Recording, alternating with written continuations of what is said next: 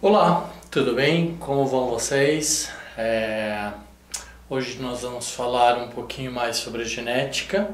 Nós vamos abordar alguns conceitos, princípios que sustentam as bases e as teorias do pensar genético ou de como se construiu todos os modelos de entendimento da genética e principalmente das heranças genéticas que os ascendentes transferem para seus descendentes, né? Ou os pais transferem para os filhos. Ok, vamos lá, vamos embarcar comigo? Venham comigo e tenham uma ótima jornada, uma excelente jornada por este mundo da genética, né?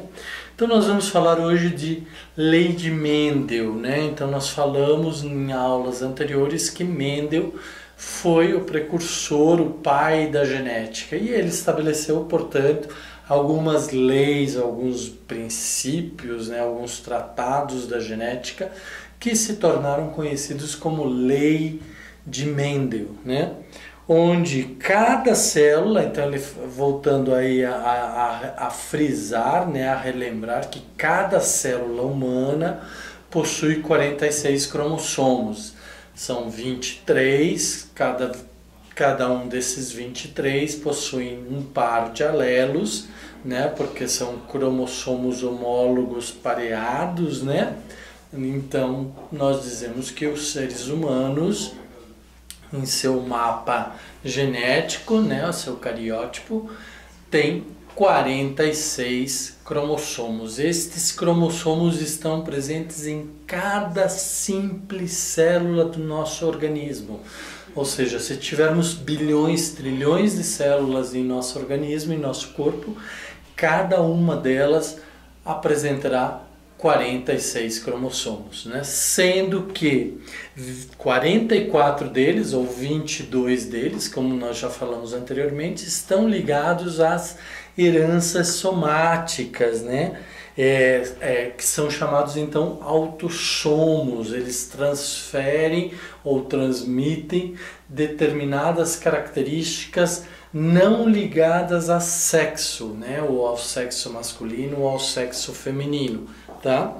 E 2 cromossomos sexuais e outras características não sexuais, como a abertura da pupila. Ou seja, esses 2 cromossomos sexuais, eles, além das funções sexuais de determinar o sexo, se é feminino ou é masculino, eles também apresentam outras ações, outras atividades, né? Ou definem outras características além do sexo, né?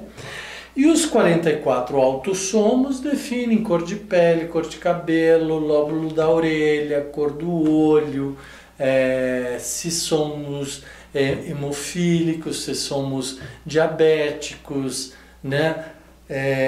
Ou seja, todas as demais características do organismo, tá bom?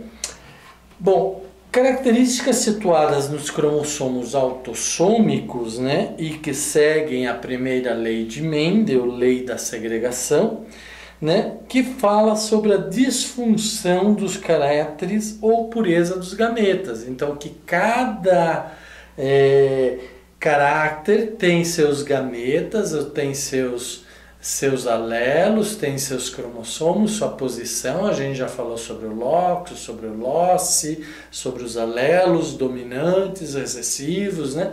Então, cada uma dessas segue a primeira lei de Mendel, né?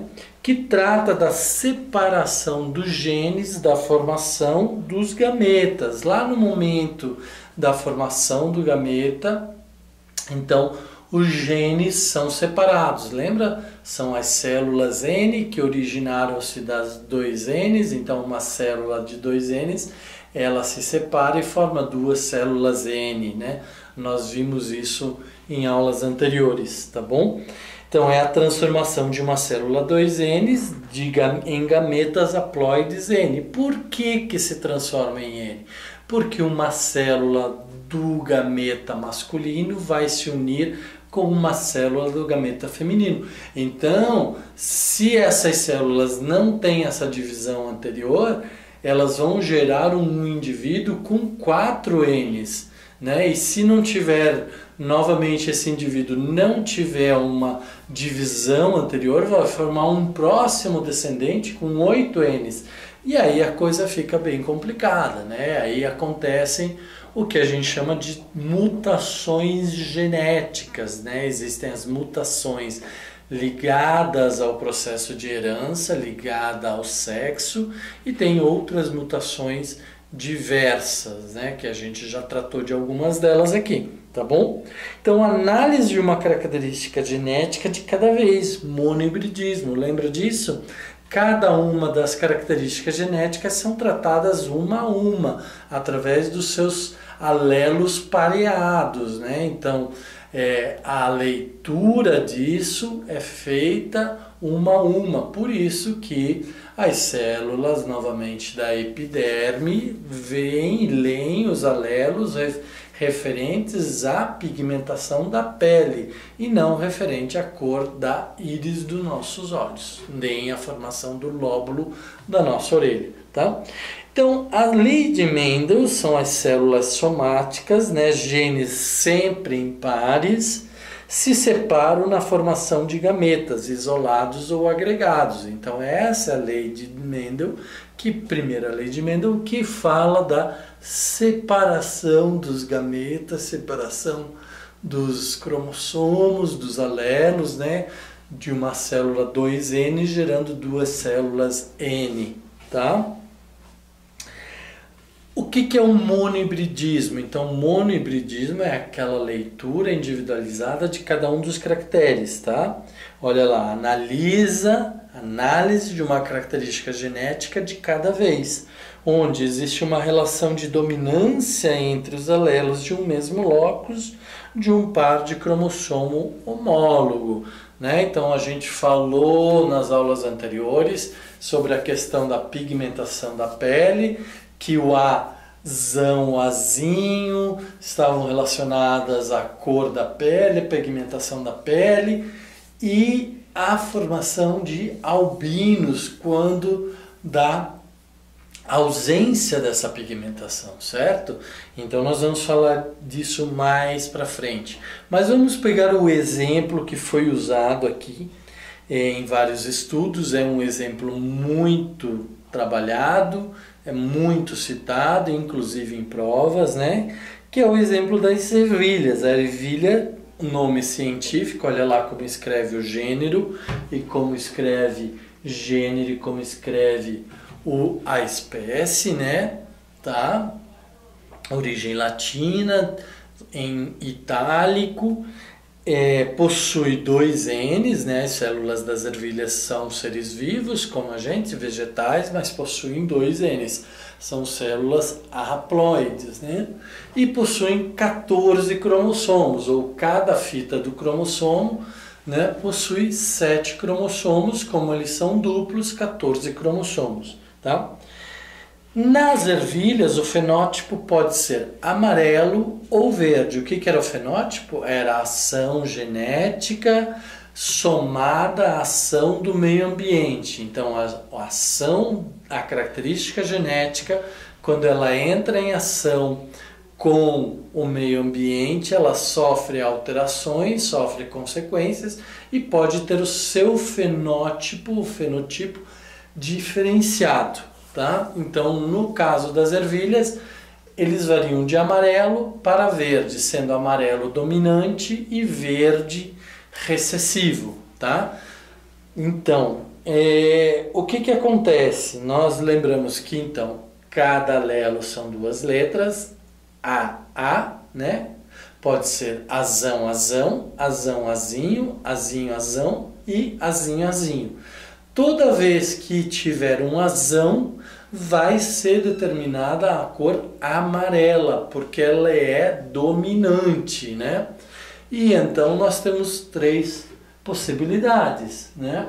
Azão com azinho são os alelos, e aí nós temos os genótipos, azão, azão, azão, azinho, azinho, azinho. E os fenótipos resultantes da interação do genótipo com o meio ambiente formam a cor amarela para qualquer condição que apresente o alelo dominante. Na ausência do alelo dominante e somente com o recessivo, nós teremos então a cor verde das ervilhas, né? Então, assim, a metodologia de Mendel fez o quê? Mendel desenvolveu uma metodologia, ou um passo a passo de como fazer a sua pesquisa, como identificar esses fatores, como mapear, como entender todo esse processo, né? Então, inicia com homozigotos puros, tá? O que são homozigotos puros? Ou azão, ou azinho. Então, são alelos homozigóticos, possuem a mesma característica, né? Um dominante e um recessivo. Aí nós teríamos, então, a geração de um dominante e um recessivo, que é o que ele fez aqui. O azinho, né? Então, olha lá, ele pegou um azão e um azinho, um azão, um azinho. Esse azão, como ele é diploide aqui, ele é representado como azão. Aqui o azinho também é diploide, dois N's representados por azão. Quando ele sofre a sua divisão, ele se transforma numa célula haploide, então ele só leva um dos alelos, que é o azão ou azinho. Então esse azinho não tem como herdar ou gerar de herança um azão, né? Então só um azinho. E a mesma coisa acontece aqui em cima. Porém, a união desses dois alelos vai gerar um descendente azinho, certo? Ok? Esta é a característica do monohibridismo. Então, ele vai gerar 100% monohíbridos ou heterozigóticos, genótipo, ou 100% sementes amarelas, fenótipos. Por que amarela, pessoal? Ah, claro, amarela porque o azão é determinante, é dominante, é um alelo dominante. Toda vez que eu tiver o alelo dominante para a semente da ervilha, referente à cor da ervilha, vai determinar a amarela, cor amarela. Verde somente se eu tivesse dois recessivos somente, tá? Mas tem a presença do alelo dominante, vai seguir a característica do alelo dominante, tá? E com isso, então, a gente tem a geração parental, o P, então isso aqui chama-se de P, que é a geração parental. Aí nós temos os genótipos e aí nós vamos ter a descendência, que é o chamado F1, que é a soma dos dois gametas, masculino e feminino, e vai formar um indivíduo chamado F1, ou primeira geração, ou primeiro fenótipo, né? Então nós estamos falando de fenotipo aqui. 100% híbridos ou heterozigóticos, que geram o fenótipo do dominante, né? Então, híbrido ou heterozigótico. O heterozigótico apresenta os dois alelos, dominante e recessivo. Se for homozigótico, vai apresentar um ou um, né? Separadamente. Tá? Já a geração F2, o que seria a geração F2? A geração F2 seria pegarmos esta geração A1, cruzá-la e vamos então ter um novo descendente aqui, que é o que mostra esta figura aqui, né? Nesta figura aqui nós temos uma geração heterozigótica, dois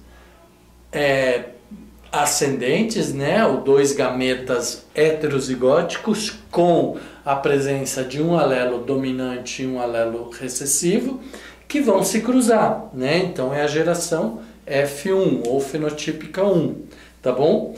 Esta possibilidade pode gerar o quê? Então, este indivíduo vai gerar um alelo azão, um alelo azinho, e este outro indivíduo vai gerar um alelo azão, um alelo azinho. A combinação ou as possibilidades de combinação desses alelos está desenhados por suas linhas, ou seja, este azão pode se combinar com este azinho e formar um azão azinho, né? Ou pode se combinar somente com um outro azão e formar um azão-azão, tá? Então, como resultado, eles têm essas duas possibilidades, ok? Novamente, eu estou sem minha caneta, então eu tenho que apresentar aqui para a tela para vocês. Então, olha lá o que acontece. Eu tenho uma possibilidade de gerar um indivíduo F2, então aqui nós tínhamos F1, aí o gameta que ele está fornecendo, né? Aí nós temos a geração F2, né? A geração F2 nós temos azão-azão, azão-azinho, azinho-azão, né? E azinho-azinho. Então essas são as possíveis combinações genotípicas, né? Que vão determinar o fenótipo do indivíduo. Por que vão determinar o fenótipo? Então eu tenho uma combinação de gametas, de genética, que vão formar o que? A cor das ervilhas. Olha lá. Então, azão eu tenho só 25%, ou 1/4 da possibilidade, né? Por que 25%? 1 dividido por 4. Eu tenho uma possibilidade de geração, um resultante, um indivíduo resultante, mas ele pode ser qualquer uma dessas 4 possibilidades. Por isso que ele é 1/4. Já no azão-azinho, ele tem 2 possibilidades dentro de 4. Então, eu tenho uma nova possibilidade de ter 1/2 ou 50% dos descendentes resultantes da combinação dos fenotípicos F1, né, ou dos descendentes F1. Então, eu tenho 50% de ter o indivíduo heterozigótico, né? Tá? E 25% ou 1/4 de descendentes verdes, tá bom? Se eu somar ou considerar que tudo isso aqui pode ser amarelo, então a possibilidade do cruzamento de 2 indivíduos F1 heterozigóticos vai ser de 75% amarela, né? Tá? Para o gene da cor da ervilha, né? Então olha aqui, nesta tabela nós temos caracteres ligados ou considerados. Pigmentação da pele, se for dominante é normal, se for recessivo é albino. Capacidade de dobrar a língua, algumas pessoas têm a capacidade de dobrar a língua, outras pessoas não têm. Vocês podem colocar a mão aí e testar. Consigo dobrar a língua? Consigo dobrar a língua. Então, eu tenho o gene dobradura da língua como dominante, tá? Então, eu tenho o gene presente. Eu não tenho, ele é recessivo, eu não consigo dobrar minha língua. Lóbulo da orelha, que é esta parte da orelha, né? Se for como o meu, livre, tá certo? Ó, é livre. Então, eu tenho o caráter dominante, o alelo dominante, né? Se fosse preso, que eu não tivesse essa mobilidade, eu seria, então, aderente, caráter recessivo. Uso da mão, se eu for destro, como eu sou, escrevo com a mão direita, ou se eu for sinistro, ou canhoto, né? Conhecemos mais popularmente como canhoto, mas é o sinistro. Destro e sinistro. Então isso também é determinado pela presença do caráter dominante. Claro que aqui existem algumas considerações. Por exemplo, já vi isso muitas vezes de amigos meus quando eram pequenos, caíram, quebraram o braço, quebraram o membro superior e ficaram por muitos meses ou dias com aquele segmento, com aquele membro superior imobilizado, e aí então eles desenvolveram a função bilateral, ou a função do outro lado, e aí a gente chama eles de ambidestros, né? Podem escrever e desenvolver atividades com as 2 mãos, tá? Ok? E qualquer um de nós, se quiser treinar, vai treinar e vai aprender também. Visão, se for normal, então ele é dominante, né? Ou se for dominante, ele é normal. Se for recessivo, ele vai ter miopia. É o meu caso novamente, como eu tenho genes recessivos para a visão, eu tenho uma certa miopia, um certo grau de miopia. Número de dedos, existem algumas mutações, algumas funções de mutação que ao invés de gerar uma mão ou um pé normal com 5 dedos, ele gera uma polidactia, então tem mais do que 5 dedos. Tem 7, tem 8, tem 10, tanto na mão quanto no pé, tá? Normalmente de 6 a 7 dedos, então é uma polidactia.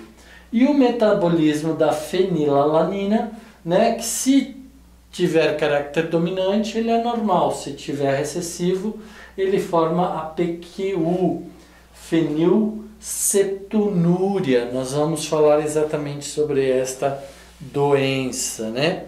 Então, monohibridismo com dominância. Quem eram os monohibridismos com dominância? Neste exemplo, né? Neste exemplo, tá? Eram esses, mas nós temos aí muitos, milhares, centenas de outros exemplos, tá?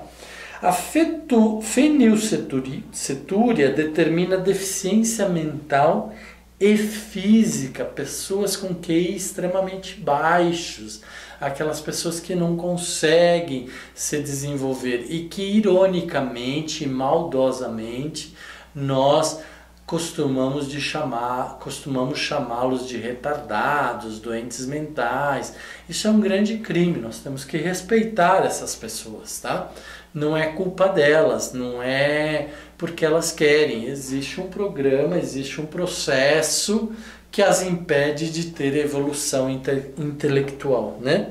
Deve-se então à falha do metabolismo do aminoácido fenilalanina. Então, fenilalanina é um aminoácido que vai compor uma proteína, né? E essa falha ou esse problema, o que faz? Faz com que haja acúmulo no sangue, eliminando em grandes quantidades na urina do doente. Quem? A fenilcetúria, né? Ok? Então isso gera um problema, desencadeia um problema no mecanismo do ser vivo ou do indivíduo, tá? Pode ser detectado com o exame do pezinho. Então vocês sabem aquele pezinho, exame do pezinho, que é feito com toda criança quando nasce. Então a mãe tem que esperar algumas horas ou dias no hospital para que dê tempo de se colher o material, fazer o exame do pezinho e descobrir que não tem a fenilcetúria, que vai causar o problema de retardo físico e mental. E então, se é constatado que a criança tem, os pais são imediatamente informados e aí com uma dieta de baixa quantidade de fenilalanina, pode-se reverter esse quadro, pode-se imobilizar ou reduzir a ação da fenilcetúria, né?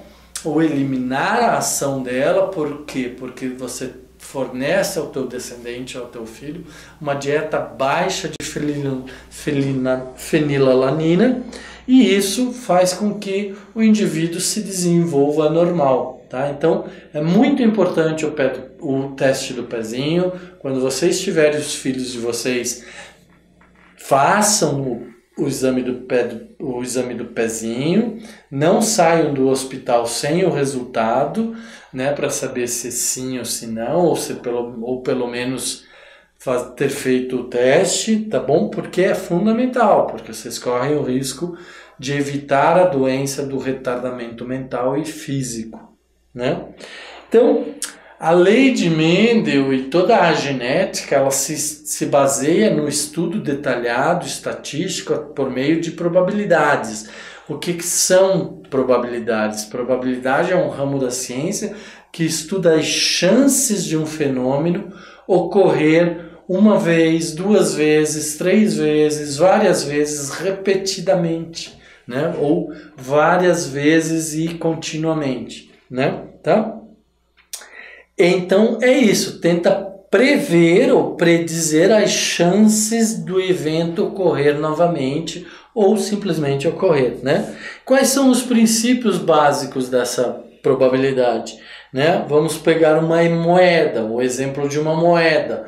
Então, quando eu jogo uma moeda para cima, como ela tem duas possibilidades, ou a cara ou a coroa, eu sei que a probabilidade da cara acontecer é de 50%.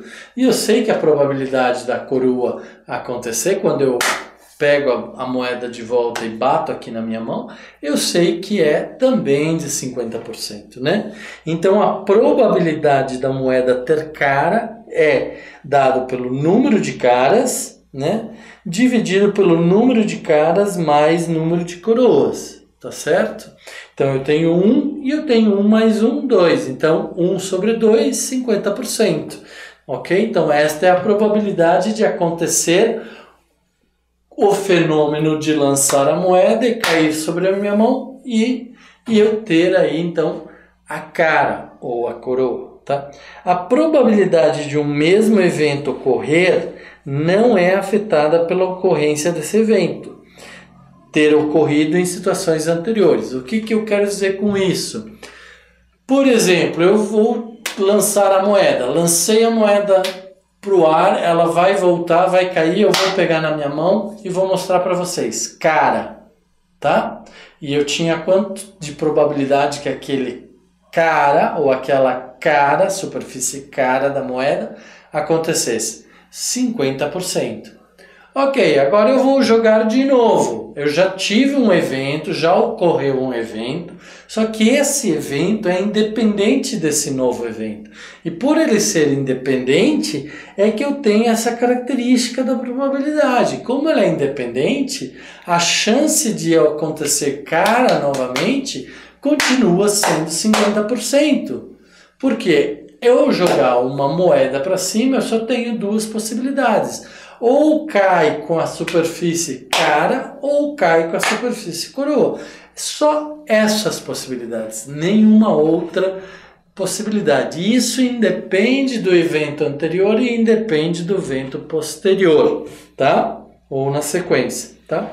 Para isso, então, utiliza-se a regra do E. Probabilidade de uma moeda ou moedas simultaneamente, desculpa aqui, escrevi errado, não é meadas, é moedas simultaneamente obterem caras e dada pelo segundo princípio da probabilidade.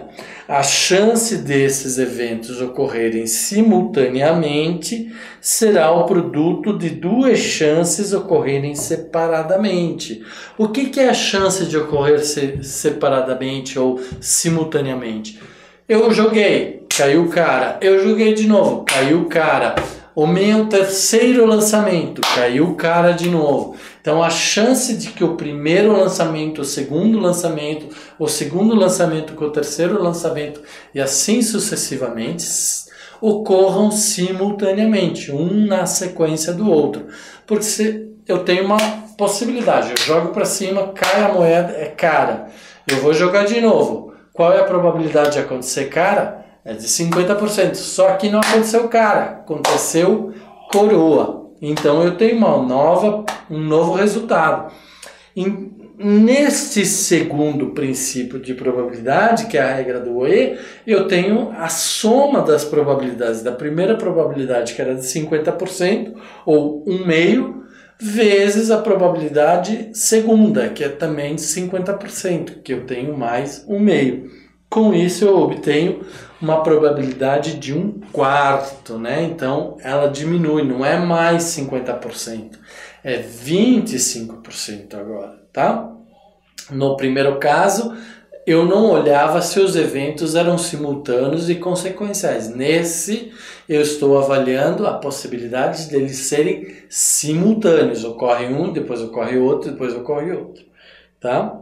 Ou a regra do ou, né? A ocorrência de eventos excludentes ocorrem e são iguais à soma das probabilidades com que cada evento ocorre, tá? Então a gente já viu isso. Exemplo, qual a probabilidade de ocorrência de um 4 ou um 6 no lançamento do dado? Sabe o dado? Então, o dado tem 6 faces. Toda vez que eu jogo o dado para cima, a probabilidade de voltar e cair sobre a minha mão a face número 4, ela é de quanto? Ela é de 1 sobre 6 faces. Então ela tem uma possibilidade de acontecer em 6 possibilidades. Por isso que ela dita 1/6, tá?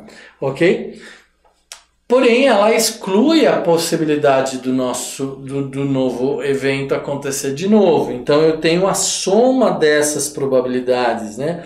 No caso aqui, quando eu estou comparando com o 4, né? Então, quando eu jogo um dado 6, significa que aquele 6 não é o 4, né? Agora, quando eu jogo o dado e espero acontecer o 4, então, novamente, eu tenho a mesma probabilidade de 1/6.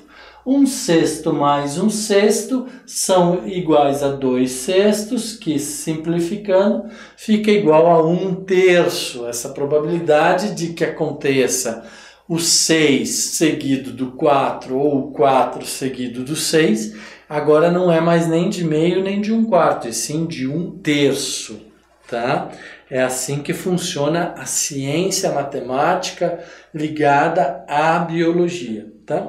Usos de regras simultaneamente. Algumas vezes é necessário usar simultaneamente a regra do e do ou, né? Algumas vezes são necessárias utilizar simultaneamente as regras do e do ou, né?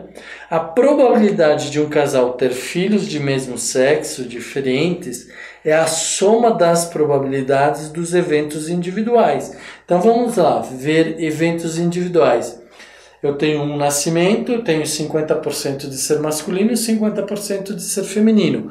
Aí a mulher dá à luz a seu filho e vai ter novamente um segundo filho. Esse filho novamente tem 50% de probabilidade de ser masculino ou ser feminino, tá? A soma dessas duas probabilidades de eventos simultâneos é igual a 1/2.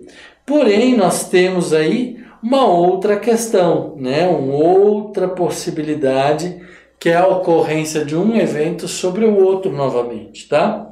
Então, novamente, nós temos 1/2 mais 1/2 sobre 2/4. 1/2 mais 1/2 é igual a 2/4, que simplificadamente é igual a 1/2, tá? Então, a possibilidade de um casal ter 2 filhos de sexos diferentes, um na sequência do outro, é de 50%, né? Tá? Então, com isso, nós terminamos essa primeira lei de Mendel. Ela é bem mais profunda, bem mais extensa, né? Mas por respeito ao nosso tempo, ao tempo de vocês, então eu estou passando de forma simplificada a primeira lei de Mendel. Mas vocês devem buscar informação na internet, em outros livros, e fixar esse conhecimento. Ok, pessoal? Então, por hoje, a nossa aula vai ficando por aqui, né? E até a próxima. Um forte abraço, tudo de bom para vocês, e estudar, ver, reler para frente, para trás, para os lados, fixar conteúdo, resolver exercícios. Isso é fundamental para o nosso treino. Lembra uma das aulas que eu falei? Para a gente chegar a ser craque em algum esporte, nós precisamos de muitos e muitos e muitos e muitos treinos, né? Precisamos treinar todo dia para que no dia que formos solicitados ou cobrados, nós possamos responder de forma eficaz. Tá bom? Um grande abraço. Até a próxima, aguardo vocês.